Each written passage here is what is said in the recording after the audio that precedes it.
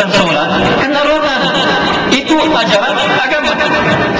Kenapa tidak kita cek buku belajar? Kalau tidak ada 17 hari bulan, dia tidak buat rotan dia. Ibu bapak mungkin terkejut. Cikgu, kalau kita rotan kan mati budak. Bukanlah ada rotan kuat-kuat, bukan. Yang penting rotan. Kita jangan biarkan budak kita terlalu manja. Jangan. Tuan-tuan dan puan, saya yakin dalam seminggu akan ke pekan, akan ke bandar. Kalau bukan dalam seminggu, 2 minggu sekali akan ke bandar kan? Tuan-tuan boleh lihat remaja-remaja kita, budak-budak kecil, kebanyakannya pakai handphone. Kenapa? Majoritinya pakai handphone. Orang dewasa pun sendiri kadang-kadang tidak pakai handphone. Budak kecil itu yang pakai pula. Maksudnya di sini budak pun hebat berbanding dengan kita.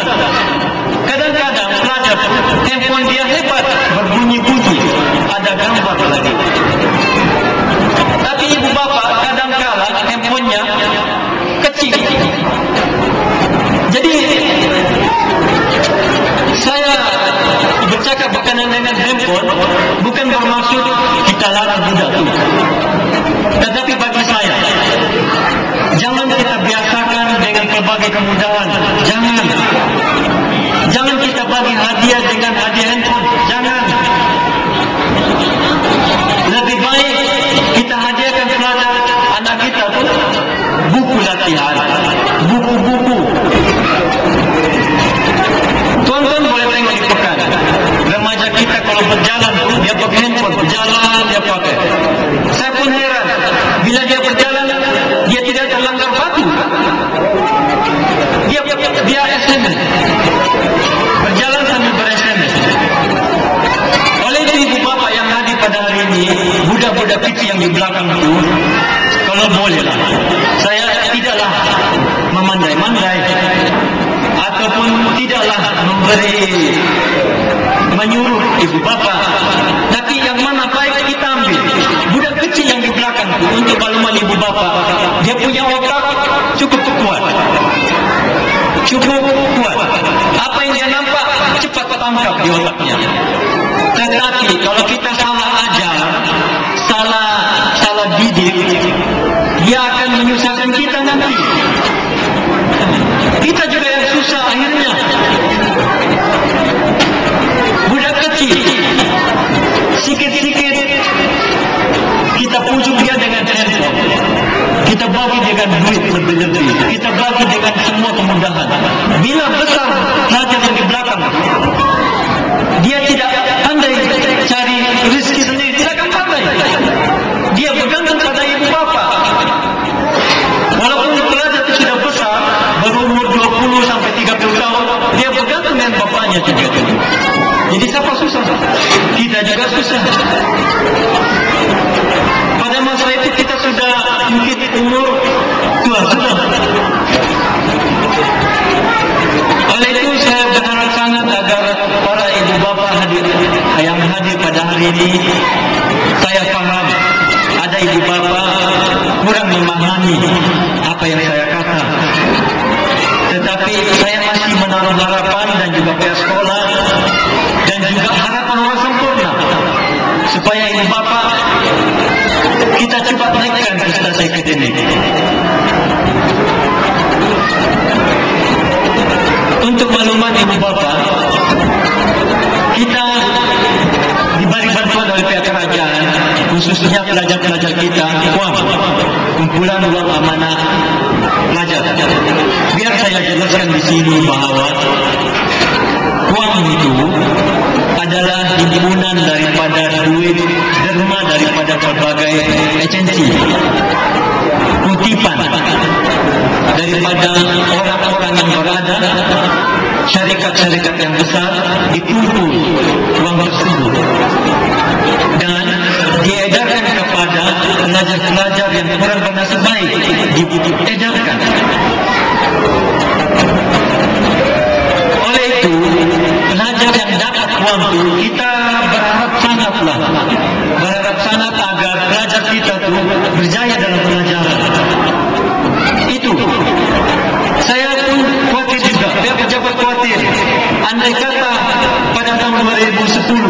ada PON lagi 2010. Jadi macam mana keadaan kita?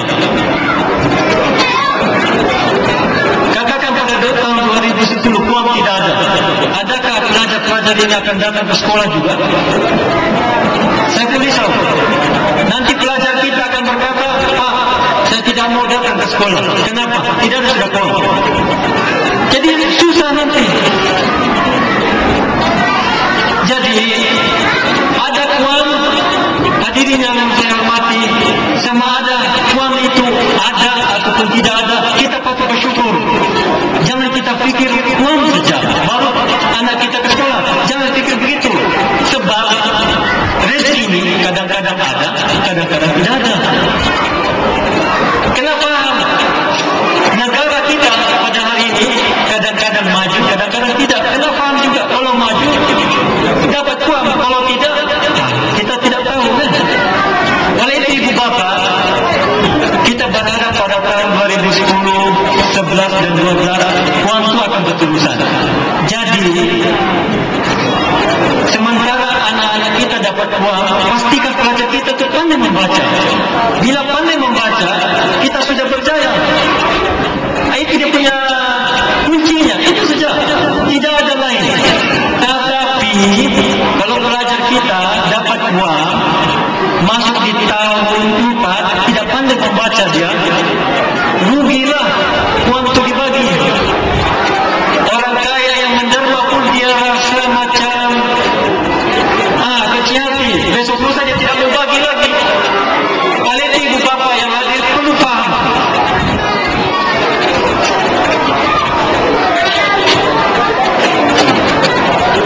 Tuan-tuan dan puan-puan,